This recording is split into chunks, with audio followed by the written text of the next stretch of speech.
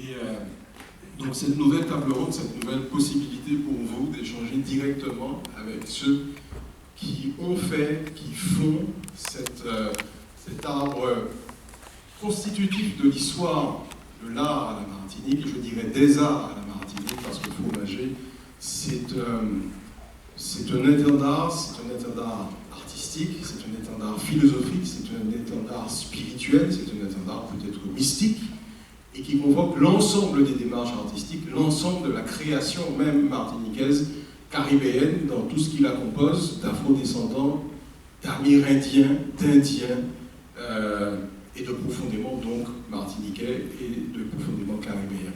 Donc j'ai le plaisir de lancer cette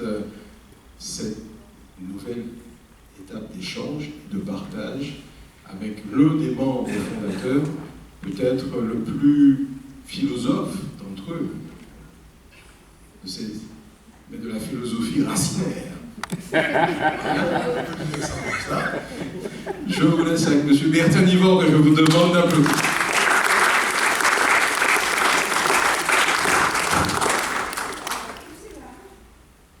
Messieurs, dames, bien bonsoir. Bonsoir, mesdames et messieurs. Alors, ce soir, je vous invite à une petite croisière symbolique à travers un titim ou un tim-tim. Je vais vous lancer ce tim-tim et j'attends la réponse. Alors, ceux qui savent, ne répondez pas. Tim-tim. Bien. Ça, c'est la première question.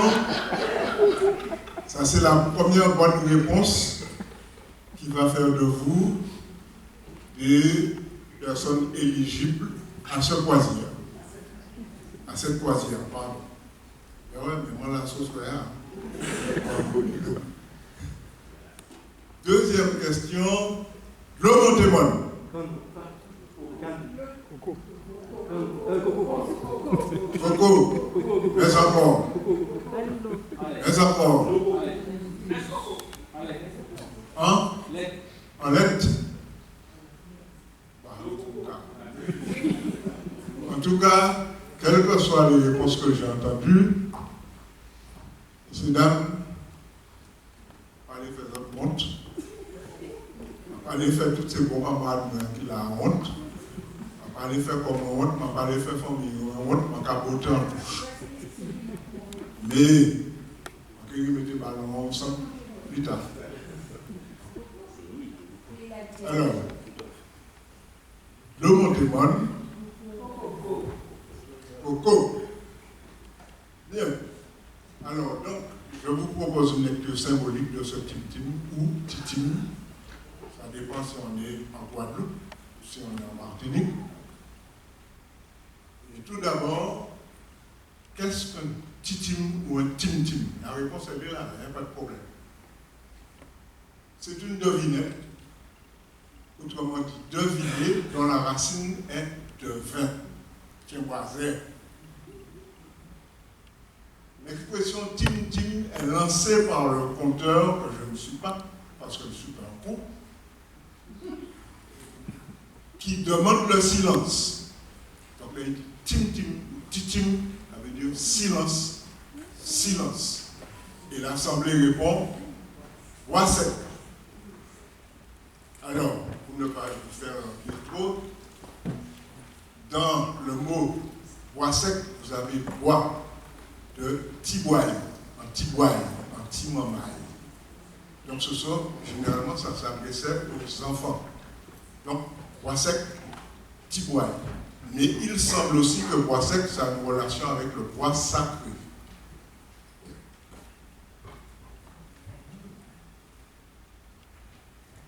Alors, pourquoi entreprendre une telle lecture symbolique? Il faut savoir que pour un artiste, pas seulement l'artiste d'art visuel, je pense que pour les musiciens, les comédiens, etc., l'histoire du système colonial esclavagiste dans l'archipel arc-en-ciel, écrit entre guillemets, c'est l'histoire de la négation de la création d'une manière générale et plus singulièrement des créations visuelles. je te défends pour créer. C'est dans le code noir.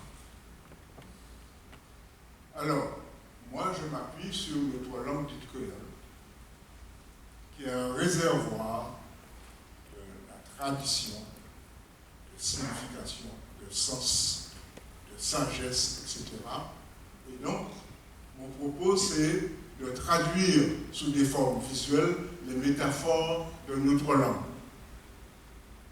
Cela donne ce que j'appelle des camots ouais, ou encore des camots pour ouais. Un camot sans parole. Donc en parole pour ouais, c'est ça en métaphore.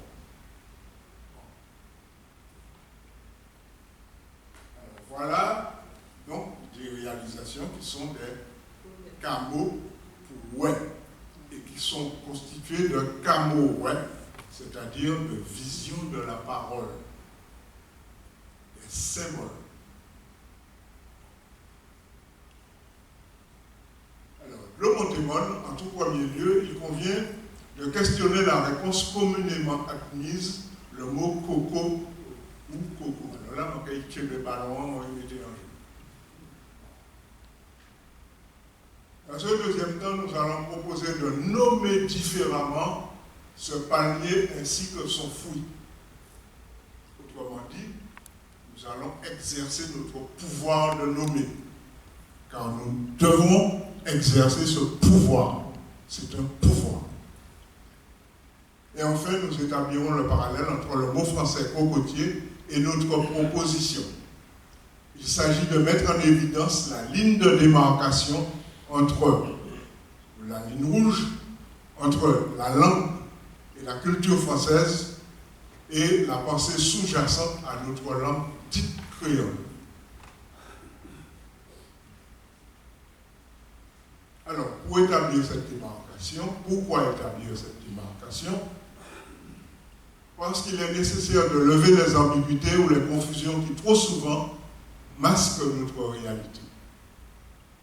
Il n'y en a rien de ça. C'est souvent le cas des noms de plantes comme abricot. Abricot, ça ne va pas pousser Martin. Mais nous avons cueilli abricot. Et puis les nous aller dans ces linéaires là, nous avons petit abricot là, petit fouille là.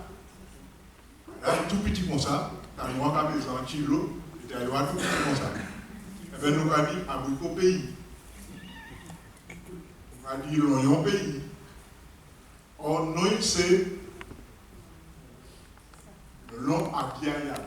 Le long Abiayala, pour ne pas faire de manière que ça en religion, pour ne pas faire un péché, et puis dit amérindien, le nom est Mameya ou Mamé.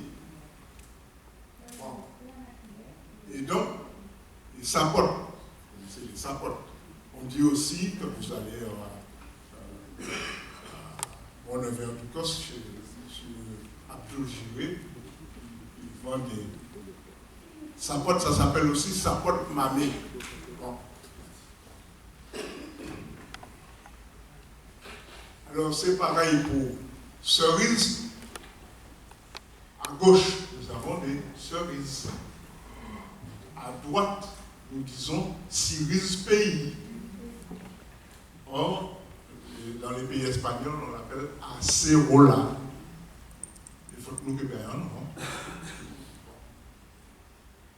Et alors, en dessous, épinard.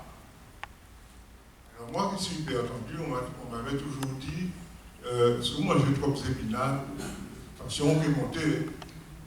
Oui, mais alors, qui c'est épinards? C'est épinards. Et puis, moi, j'ai tous les deux, on foutait tous les deux encore. Et puis, on m'a pas attrapé aïe. Parce que c'est épinard, on m'a planté ça ici, hein. Épinard, on m'a planté, il ne va pas lever. Ça va pas pareil. Si nous avons créé épinard, alors nous mettons des c'est épinard pays. Alors, elle fait ça tout petit point. Nous-mêmes qui là, nous français,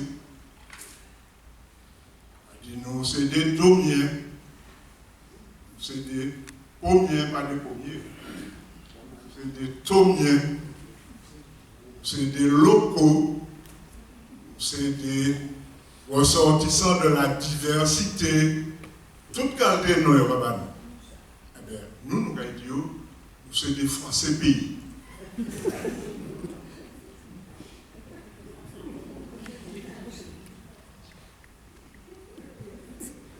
Alors, quelle est l'origine des mots coco et cocotier? Ces mots proviennent, donc j'ai bien mis entre guillemets, explorateur, hein? C'est pour être gentil, politiquement correct. Portugais du XVIe siècle, en effet, ce sont les premiers Européens à explorer l'Indonésie et l'Inde par la mer, d'où serait originaire ce palmier. En portugais, coco signifie tête ou crâne en raison des 3 marques visibles sur l'une des extrémités de la coque. Autrement dit, de graines de coco.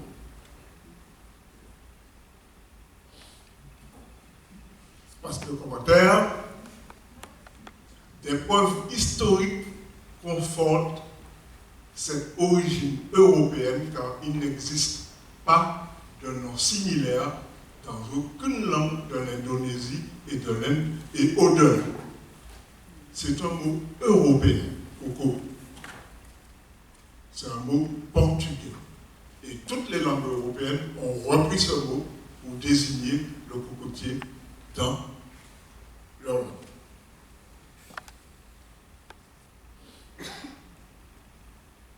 En Inde et en Indonésie, ce palmier et son fruit, la noix, occupent une place centrale dans la cosmogonie et dans les traditions culturelles.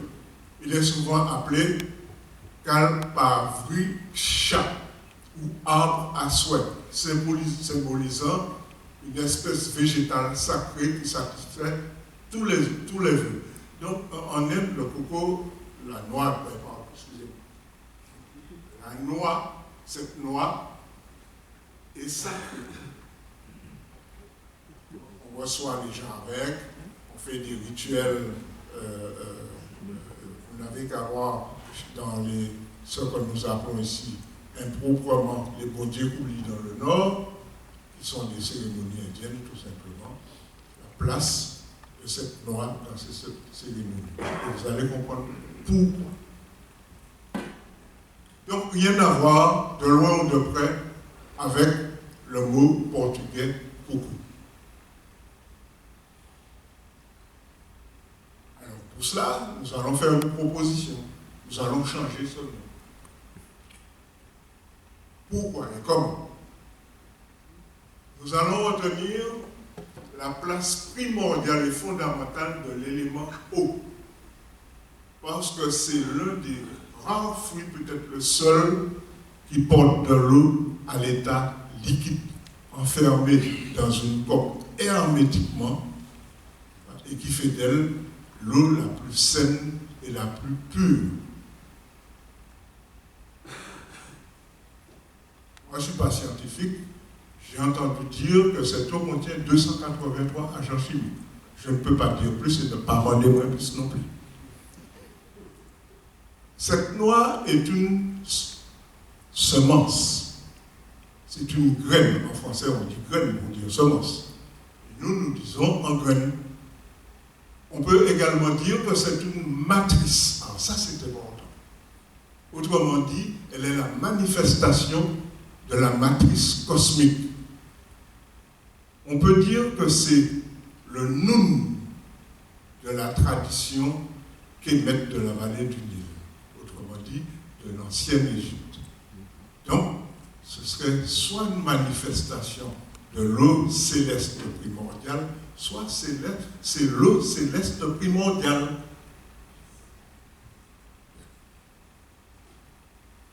Alors, donc, la noix, c'est la semence. C'est toute la noix qui est la semence, pas seulement la coque de la coco sec là. Non. Alors, donc, voilà notre proposition. Le fruit, dans notre langue, nous l'appellerons graine de l'eau. En français, nous dirons noix d'eau, parce que c'est nous qui nous nommons en français pour répondre à ça, nous qui a. Bon, je ne vais pas mettre détail. Pour le palmier, pied, graine de l'eau, et en français, palmier d'eau. Donc, nous dirons l'eau, montée molle, graine de l'eau. Ça commence par de l'eau et ça finit par de l'eau. Parce que l'eau, c'est ce qui est essentiel dans ce palmier et dans ce fruit. Et nous l'avons vu, l'importance de cette eau, l'eau céleste primordiale. Donc, allons au centre. Bien. Alors, nous allons voir maintenant le mot cocotier dans la langue et la culture française. Alors, ça se passe de commentaires. Hein? Dans le Larousse, voilà ce qu'on trouve. Une définition, une image. Wikipédia, il y a un petit peu plus de texte, mais ce sont les mêmes images. Alors, nous allons voir maintenant les images du cocotier dans la communication visuelle, dans le tourisme, etc., dans la publicité.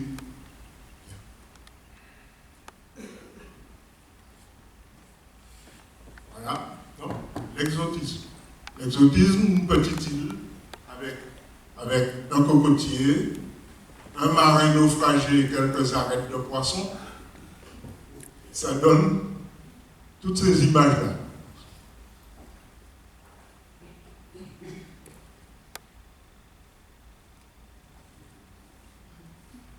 Alors, le Faré, ça c'est en Kanaki, Nouvelle-Calédonie. Mais la troisième image, vous connaissez ça? Ce sont des cocotiers artificiels. Il ne va pas pourrir, il ne va pas tomber, si tu ne vas pas jeter à rien. Mais il va apporter coco. Dans les images touristiques. Et enfin, avec modération.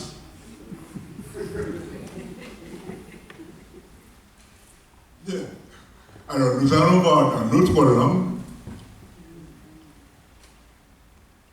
l'expression graine de l'eau. Alors, pour comprendre la métaphore graine de l'eau, il n'y a ni livre, ni dictionnaire, il y a le grand livre du vivant.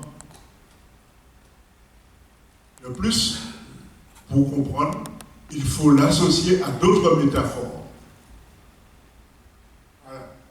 À pied-bois. Pourquoi on dit pied-bois? Je ne remets pas la balle. Bon.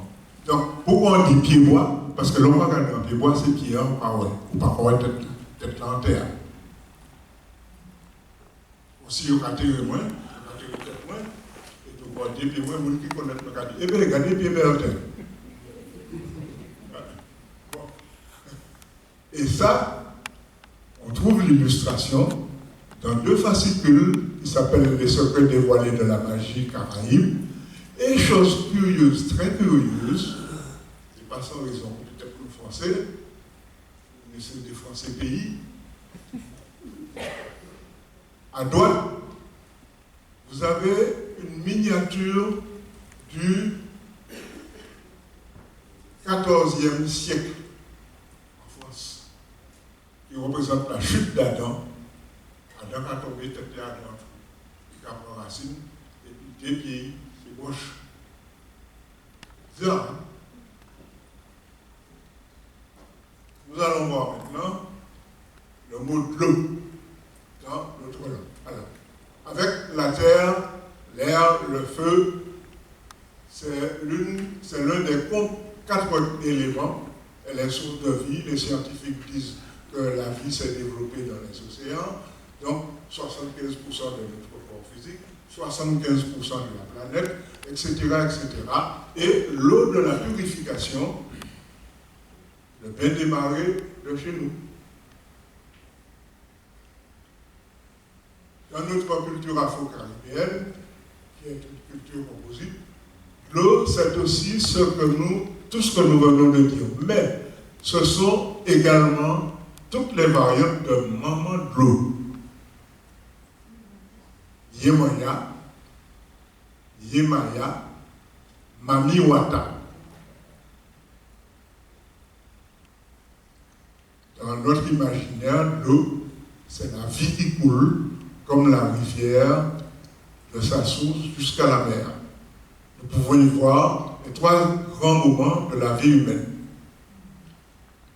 La source, le sommet, la naissance. La rivière jusqu'à l'embouchure, l'enfance, l'adolescence, la dulescence, c'est-à-dire les étudiants qui sont encore chez maman, papa, mais qui ne sont pas encore dans ce qu'on appelle la vie active, mais qui ont leur chéquier, qui ont leur voiture, etc. L'embouchure et enfin la mère, l'âge adulte. Alors, chose curieuse, en Kanaki, où j'ai parlé de cela, il m'a été dit, mais c'est bizarre chez vous. Chez nous, la mère, c'est la mort. On ne comprend pas que ça peut être la vie chez nous. On va dire chaque chien, chez la Caïnou, c'est comme ça, la personne, c'est comme ça. Bon, pourquoi pas. Alors, nous allons voir le mot monter. On a vu l'eau, maintenant, monter. Monter ou l'ascension, l'élévation, l'ascension, l'expression de la verticalité. Éduquer, ça veut dire faire tenir debout, etc., etc. Et nous allons voir maintenant Mon. Alors, Mon participe de la symbolique universelle, ou plutôt unidiverselle, de la montagne. C'est l'éternité, le point le plus proche du ciel, donc le plus proche du divin ou de la lumière. Et dans plusieurs cultures, le sommet est un lieu sacré. Et l'image, c'est la pyramide.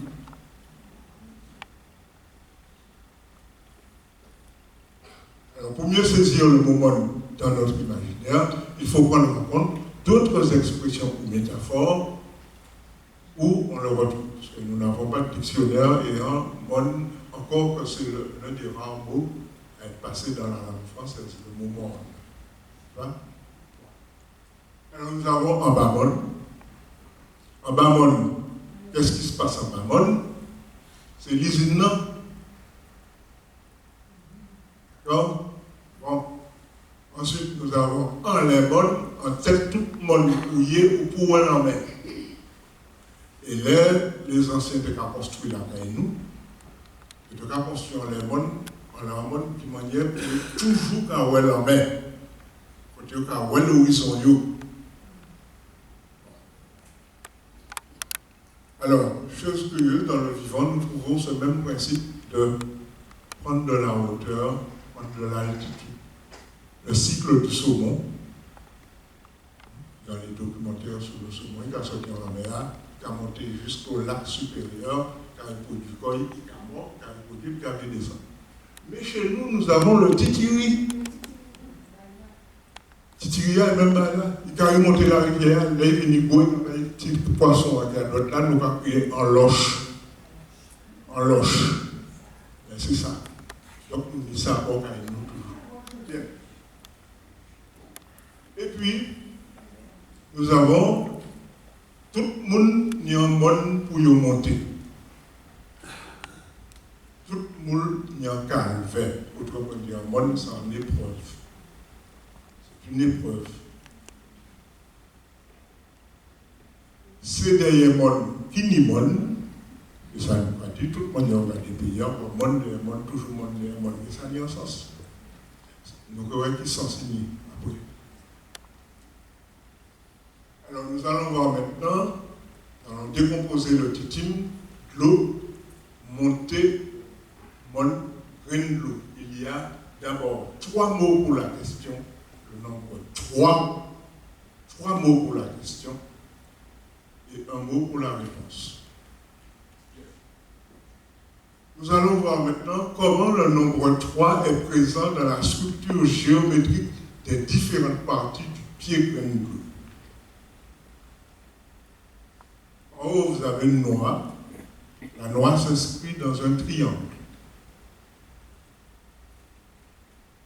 Là, nous allons voir ça plus précisément après. Le triangle qui est à l'intérieur de la coque, qui relie 3 lignes qui se trouvent sur la coque.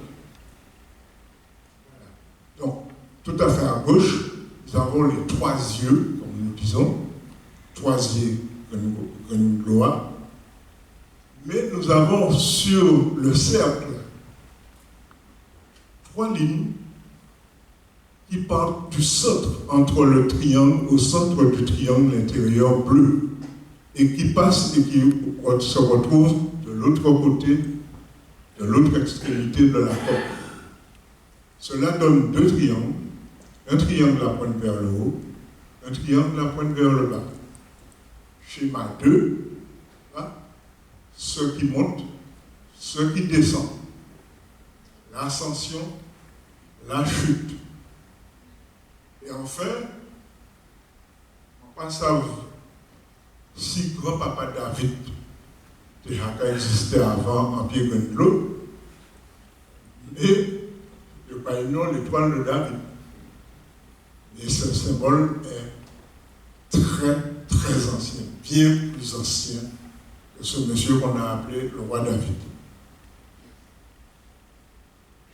Là, nous voyons comment les choses évoluent. Et enfin, la 4e image est l'image de ce que l'on appelle la fleur de vie, qui là aussi est un symbole très, très, très ancien, que l'on estime être un peu plus de 10 000 ans avant notre ère, et qui serait encore plus ancien, et que l'on trouve aussi bien en Égypte, en Inde, chez les Mayas, Aztèques, etc., et ailleurs dans le monde.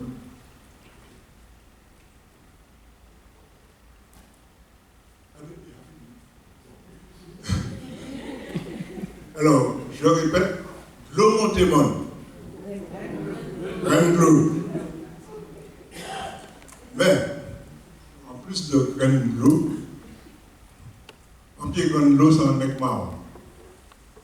Et ça, c'est un monsieur qui me l'a confié, que sa grand-mère a fait 1848. Il lui a dit que, en pied graine bleue, c'est un mec vaillant, c'est un mec ambitieux, c'est un mec qui a monté haut. Donc, à monter haut, ça va pas chercher. Alors, non, on revient. Alors, ça, c'est l'une des premières représentations du nègre marron qui date de, vous voyez bien, de mai 1972.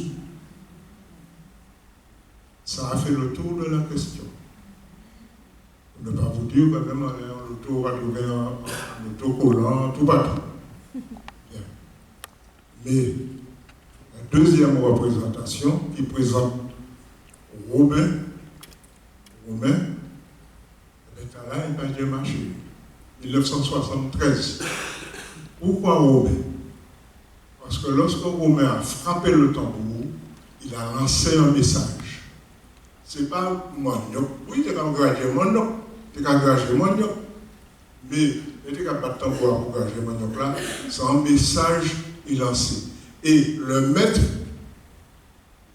a supposé que c'est ce qu'il faisait. Et Armand Nicolas me l'a confié. Il m'a dit oui, en effet, le maître a soupçonné d'envoyer un message. Parce que moi, il y a beaucoup de frappes en tambour, et puis tout le monde sortit pour échec, moi, je descends dans Saint-Pierre. Pas tenir téléphone, pas tenir portable, pas tenir tout ça.